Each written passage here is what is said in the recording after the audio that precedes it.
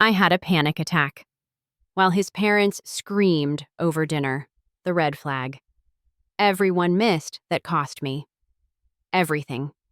I can still hear the shattering of that ceramic serving dish as it hit the dining room wall, spraying red sauce like a crime scene across the eggshell paint. That sound, that specific frequency of breaking pottery, now triggers my fight or flight response faster than any therapy can undo. It was the sound that marked the beginning of the end, though I was too blind to see it. 6 months of my life. 6 months of building dreams, merging finances, and planning futures, all obliterated in a single evening that cost me not just my relationship, but my savings, my apartment, and very nearly my sanity. But I'm getting ahead of myself. Let me take you back to that Sunday dinner, the one my friends had warned me about avoiding, the one I'd convinced myself would be fine. The dinner that would ultimately reveal everything I'd been desperately trying not to see. The invitation that should have been a warning. "My parents want to finally meet you," Ethan said, his voice casual but his eyes watchful. We'd been dating for 6 months, and until now, all family introductions had been conveniently postponed. Sunday dinner at their place. It's kind of a tradition. I remember feeling relieved, even excited. 6 months in, and I was only now meeting his parents? It had started to feel strange, like he was hiding me or ashamed of me. My friends had joked that maybe his parents were in witness protection, or perhaps they didn't actually exist. "I'd love to," I replied, already mentally cataloging outfit options. "Should I bring anything?" His hesitation should have been my first clue. "No," he said after a beat too long. "Nothing. They're particular about food." Particular was a word I would later realize was Ethan's universal euphemism for volatile, unreasonable, and occasionally borderline violent. When he said his mother was particular about cleanliness, what he meant was she would rearrange my toiletries if I stayed over at his place. When he said his father was particular about time, what he meant was the man would call Ethan in a cold rage if he was 3 minutes late to any appointment. But I didn't know any of this yet. I just thought they were a bit old-fashioned, maybe a little strict. Normal, but with quirks. Everyone's family has quirks, right? "Just be yourself," Ethan added, though the way his eyes slid away from mine suggested that myself might not actually be what his parents were hoping for. Again, I missed the warning signs. Red flags look a lot like regular flags when you're wearing rose-colored glasses. The $700 dress I wish I'd never bought. The week before the fateful dinner, I splurged on a new dress. Not just any dress, a $700 silk wrap dress that I absolutely couldn't afford. My credit card was already groaning under the weight of the weekend trips Ethan and I had been taking. The dinners at restaurants where appetizers cost more than I usually spent on entire meals. But Ethan came from money, and while he never explicitly made me feel inadequate about my teacher's salary, I'd developed a habit of stretching beyond my means to match his lifestyle. "You don't need to buy something new," he'd said when I mentioned shopping. "It's just dinner at their house." But I'd seen photos of his mother, elegant, immaculate, the kind of woman who probably had a closet full of clothes with red-bottomed shoes to match each outfit. I wanted to impress her, to belong in their world, to prove I was good enough for their son. So I bought the dress, a deep emerald silk that made my eyes look greener and my skin glow. When I tried it on in the store, the saleswoman had nodded approvingly. "That's the one," she'd said. "Worth every penny." She was wrong. Nothing could have been worth what was coming. The house that screamed, "Warning." Ethan's parents lived in one of those neighborhoods where the houses don't have visible price tags, because if you have to ask, you can't afford it. Wrought iron gates, circular driveways, and professionally landscaped gardens created a barrier between these families and the ordinary world where the rest of us lived. Their house was a massive colonial, white columns flanking a front door that looked heavy enough to withstand a siege. As we walked up the immaculately paved driveway, I felt the first flutter of genuine anxiety. This wasn't just money. This was generational wealth, the kind that comes with expectations and legacies and unspoken rules I couldn't possibly know. "You look beautiful," Ethan said, squeezing my hand as we approached the door. "They'll love you." The lie was probably meant to be kind, but it hung between us like a bad omen. His mother opened the door before we could knock. Margaret Caldwell was exactly as her photos suggested: slender, blonde, and meticulously put together in a way that made even my new dress feel somehow inadequate. She wore her pearls like armor. "Ethan, darling," she said, kissing the air beside his cheek. "And you must be Olivia. We've heard so little about you." The emphasis wasn't subtle, and neither was the quick, evaluating sweep of her eyes over my appearance. I felt instantly categorized and found lacking. "It's lovely to meet you, Mrs. Caldwell," I said, extending my hand. "Thank you for having me." She took my hand with cool fingers. "Margaret, please. Mrs. Caldwell is my mother-in-law, and I've spent 30 years ensuring we're nothing alike." She laughed, a practiced sound that contained no actual humor, and let us inside. The interior of the house was exactly what I expected: professionally decorated in neutrals and blues, with the kind of pristine furniture that makes you afraid to sit on it. Everything gleamed. Nothing looked lived in. It was a showroom, not a home. Ethan's father, Richard, was waiting in what I can only describe as a study, the kind with leather-bound books and a crystal decanter of amber liquid that important men drink while making important decisions. He was tall like Ethan, but broader, with the confident posture of someone who had never been told no in his professional life. "So this is the teacher," he said by way of greeting, extending a hand that engulfed mine. "Admirable profession. Underpaid, of course, but admirable." "Dad," Ethan warned, but there was no real reprimand in his tone. It was the voice of someone who had spent a lifetime accommodating rather than challenging. Another red flag, waving frantically in the breeze of my ignored instincts. The dinner that became a detonation. We moved to the dining room, where a table that could comfortably seat 12 was set for 4, making the space between us feel intentional and isolating. The silverware gleamed under chandelier light, multiple forks and spoons lined up in an intimidating array. I silently thanked my mother for insisting on those etiquette lessons when I was young. "Ethan tells us you teach second grade," Margaret said as she poured wine into crystal glasses that probably cost more than my monthly rent. "That must be fulfilling."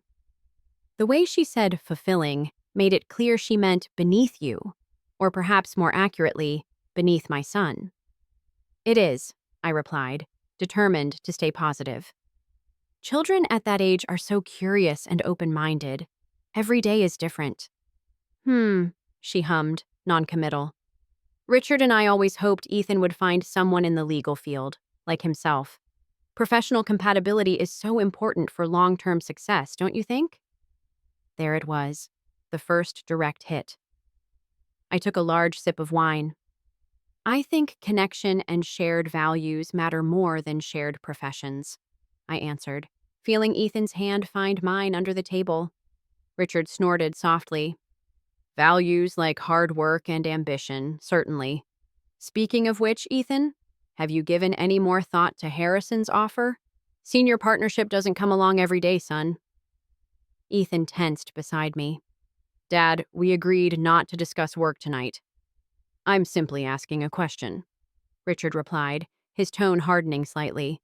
"If you're serious about building a future, especially if that future includes family plans," he glanced meaningfully at me, "then you need to think seriously about your 5-year trajectory."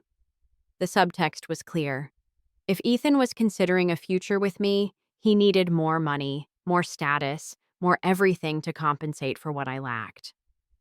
A housekeeper, an actual, uniformed housekeeper straight out of a period drama, appeared with the first course: soup, something creamy and expensive looking served in bowls so fine they were practically translucent.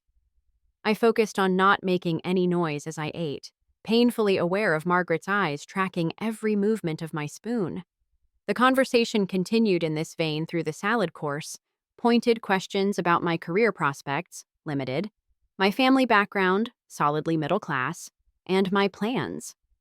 Apparently, teaching America's youth wasn't impressive enough to count as a plan. Each answer I gave seemed to confirm something they'd already decided about me. Ethan contributed little, occasionally deflecting a particularly barbed comment, but mostly just watching the verbal tennis match with the resigned expression of someone who'd seen this game played many times before. Then came the main course, and with it, the beginning of the end. The lasagna that launched 1,000 red flags. "I've made Ethan's favorite," Margaret announced as the housekeeper carried in a ceramic dish. "My grandmother's lasagna recipe. It's been in the family for generations." The dish was set in the center of the table with the ceremony of a religious offering. Steam rose from its perfectly browned top, filling the room with the aroma of tomatoes, herbs, and something else I couldn't identify. Family legacy, perhaps, or weaponized tradition. "Mom, you didn't have to go to all that trouble," Ethan said, but his eyes lit up at the sight of the food. It was the most animated he'd been all evening. "Nonsense. Nothing's too much trouble for my son and his guest." The pause before guest was microscopic, but unmistakable. 6 months of dating, and I was still just a guest in their narrative. Margaret served Ethan first, cutting him a generous portion that wobbled slightly as she transferred it to his plate. Then Richard, an equally substantial serving. When she came to my plate, the portion was noticeably smaller, as if I needed to earn the right to their family recipe. "Thank you," I said anyway. "It looks delicious." "It's really all in the herbs," she replied. "And using the right cheese, of course, not that pre-shredded nonsense from supermarkets." I took my first bite as they watched, feeling like I was auditioning for a role I didn't want in a play I hadn't agreed to perform in. The lasagna was good, very good, actually, rich, with layers of flavor, and the kind of depth that does indeed come from recipes passed through generations. "It's wonderful," I said sincerely. Margaret smiled, satisfied, and turned to Ethan. "Darling, tell me what you think. I used a bit more basil this time." Ethan took a large bite, chewed thoughtfully, and then frowned slightly. "It's good, Mom, but did you use a different cheese?" The temperature in the room dropped 10 degrees in an instant. Margaret's smile froze, then slowly disappeared. "What do you mean, different?" Her voice was dangerously soft. "I don't know, it just tastes different from how you usually make it. Still good, just different." He was trying to backpedal, but it was too late. He'd committed the cardinal sin. He'd criticized her cooking.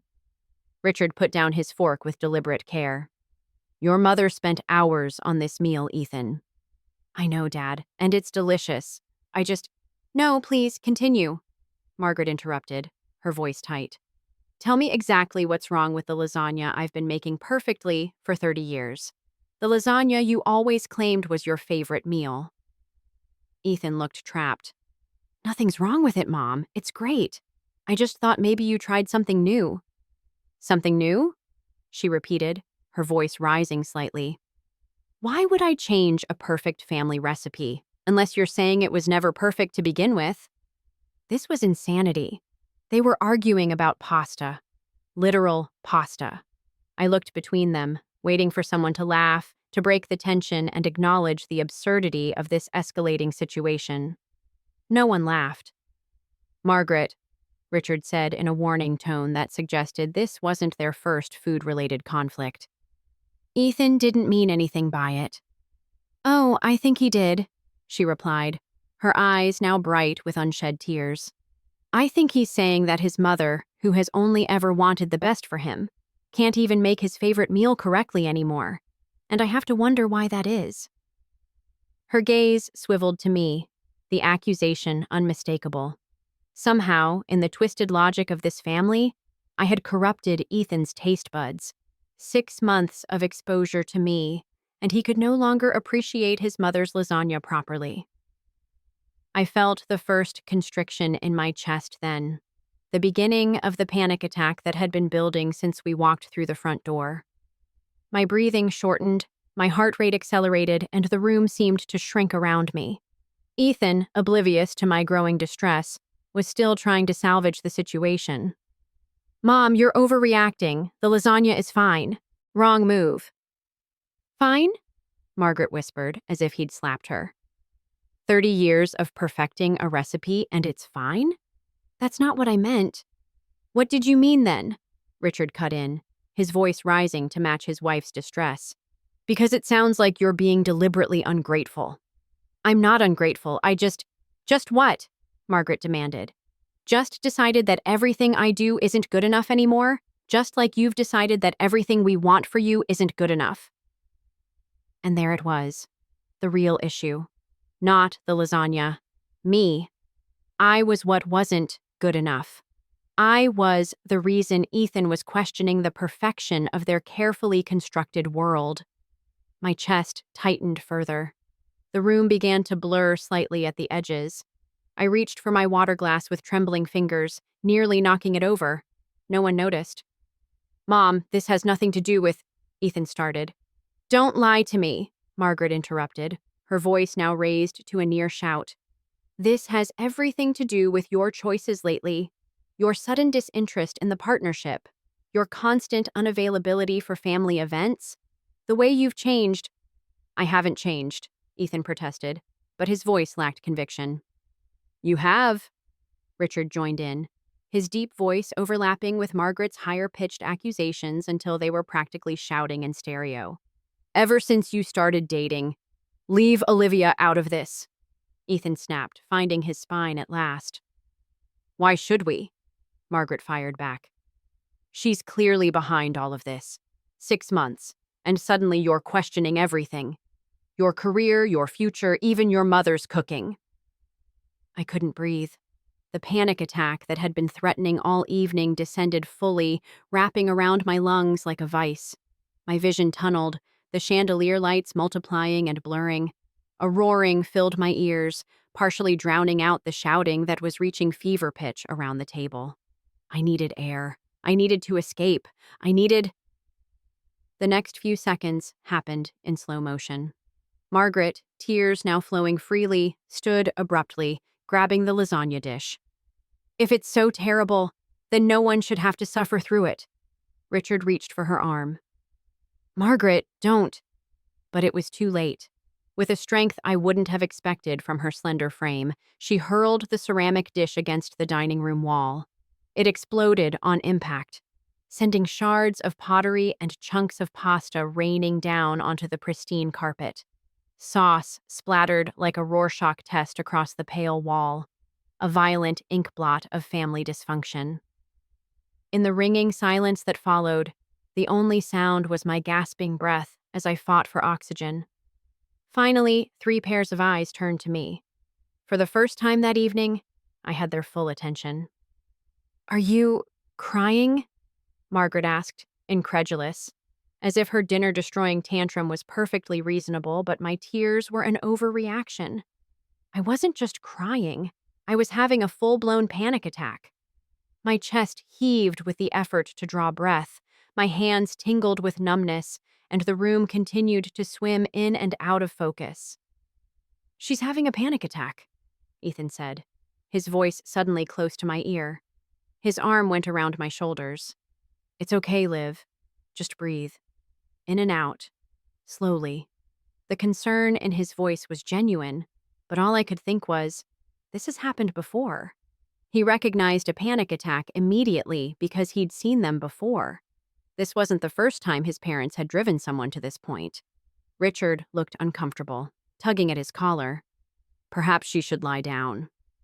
"Perhaps you should both apologize," Ethan shot back, a flash of anger finally breaking through his carefully maintained diplomacy. Margaret, still standing beside the ruins of her family recipe, folded her arms. "For what? Being honest? Caring about your future?" I couldn't take any more. I stumbled to my feet, clutching the edge of the table for support. I need to go, I managed to gasp between shallow breaths. Olivia, wait, Ethan began, but I was already moving, blind instinct guiding me toward the front door, toward escape. Behind me, I heard the argument reignite, 3 voices rising again in familiar patterns. I fumbled with the heavy front door, finally wrenching it open and gulping the cool night air like a drowning person breaking the surface. I made it halfway down the driveway before Ethan caught up to me. Liv, stop, please, he said, gently catching my arm. I'm so sorry. They're not usually like this. The lie was so enormous, so completely contradicted by everything that had just happened, that it actually stopped my panic attack through sheer disbelief. I stared at him, really seeing him for perhaps the first time. Not usually like this? I repeated, my voice hoarse. Ethan, your mother just threw a ceramic dish at the wall because you said her lasagna tasted different. And you're acting like that's… what? A bad day? An off night? He had the grace to look ashamed. You don't understand. They're under a lot of pressure. Dad's firm is going through changes, and Mom's planning the charity gala, and… Stop, I interrupted. Just stop. Those aren't explanations. They're excuses. What happened in there wasn't normal. It wasn't okay. I know it wasn't okay, he said, running a hand through his hair in frustration. But they're my parents, Liv. What am I supposed to do? And there it was, the red flag everyone in my life had seen waving frantically for 6 months while I remained willfully blind. Ethan wasn't a victim of his parents' dysfunction. He was a willing participant. He enabled it, excused it, and, most damning of all, he expected the people who loved him to do the same. You're supposed to set boundaries, I said quietly. You're supposed to protect the people you care about from being treated that way. You're supposed to recognize when behavior is toxic, especially when it comes from family. He stared at me, his expression a mixture of surprise and confusion, as if I'd started speaking a language he didn't understand. You want me to cut off my parents because they had an argument about dinner? That wasn't an argument about dinner. My voice rose despite my best intentions. That was a disturbing display of emotional manipulation and rage because you dared to express an independent thought, and you're standing here defending it. From the house came the continued sounds of arguing, muffled but still audible. This wasn't ending anytime soon. They'd simply moved on to the next act in a play they'd performed countless times before. Take me home, I said, suddenly exhausted. Please, just take me home. The truth that was always there. The drive back to my apartment was silent. I stared out the window, watching the suburban mansions give way to city apartments, the physical distance from that house doing little to ease the emotional impact of what I'd witnessed. What I'd finally understood. Ethan pulled up outside my building and turned to me, his expression earnest. Liv, I'm really sorry about tonight. I'll make it up to you, I promise. Next weekend, let's go away somewhere, just the 2 of us. My buddy has that lake house in Vermont. Ethan, I interrupted, my voice tired but clear. I can't do this anymore. He blinked, genuinely surprised. Do what? Liv, it was one bad night. Don't overreact. There it was again. The minimizing, the subtle suggestion that my feelings were an overreaction rather than a perfectly reasonable response to a completely insane situation. It's not just tonight, I said slowly, the realization crystallizing as I spoke. It's everything. The way you let your parents dictate your career choices. The way you've hidden me from them for 6 months because you knew they wouldn't approve. The way you've been slowly pushing me to change, my clothes, my apartment, even the way I teach, to make me more acceptable to them. That's not true, he protested, but weakly. We both knew it was. It is true. And the worst part is, I've been letting you do it. I've been changing myself, spending money I don't have, ignoring my own instincts, all to fit into a mold that was never going to accept me anyway. He reached for my hand, but I pulled away. Liv, please. My parents are difficult, I know that. But they're just one part of my life. Our life together doesn't have to revolve around them. But it does, I said sadly. It has from the beginning. Every decision you make, from what job you take to what apartment you live in to what relationship you pursue, is filtered through the lens of their approval. And I can't live like that. I won't. So you're breaking up with me because my mom threw a lasagna? His attempt at lightness fell painfully flat. I'm breaking up with you because I finally see the red flag that's been there all along, I corrected gently. You will never put me first. You will never stand up to them. And eventually, the person I am will completely disappear under the weight of trying to be the person they want me to be. He stared at me for a long moment, and I thought perhaps he might argue, might finally show some of the backbone with me that he couldn't seem to find with his parents. Instead, he sighed and looked away. You're making a mistake, he said softly. We're good together, Liv. No, I replied, opening the car door. We're not. We never were. We were just both pretending to be people we aren't. I didn't look back as I walked into my building. I didn't cry until I was safely inside my apartment, the door locked behind me. And then I sobbed, for the 6 months I'd wasted, for the money I'd spent, for the person I'd nearly lost trying to become someone else, what it really cost me. The aftermath of that night was messier than a broken lasagna dish. Ethan didn't accept our breakup gracefully. There were tearful phone calls, elaborate flower deliveries, even a surprise appearance at my school that nearly cost me my job when he caused a scene in the parking lot. His parents got involved too, which should have surprised no one. Margaret called my principal to suggest I was emotionally unstable and shouldn't be trusted with children. Richard used his legal connections to interfere when I tried to rent a new apartment, suddenly finding myself mysteriously rejected despite excellent credit. Eventually, I had to get a restraining order against all 3 of them.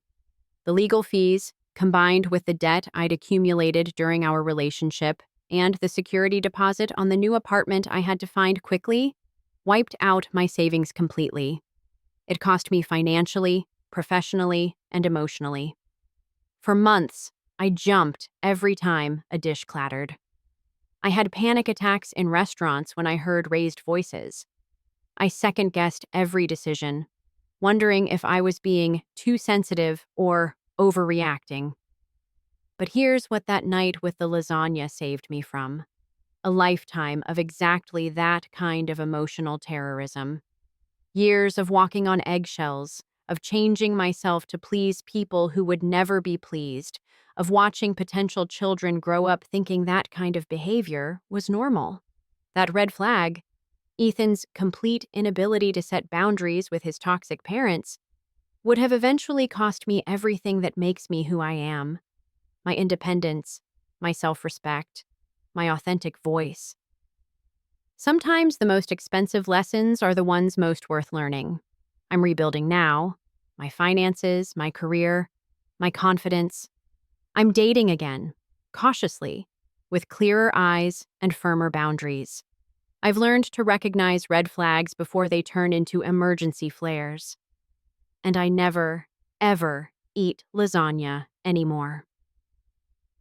If you've ever ignored your instincts to please someone else, if you've ever convinced yourself that chaos is normal because the person causing it says it is, if you've ever stayed in a relationship because leaving seemed more frightening than the damage being done to you daily, please know you're not alone. The red flags we miss are often the ones being held by the people claiming to love us the most. Sometimes the bravest thing we can do is walk away from the people who make us feel like we're not enough, and toward the person we were always meant to be.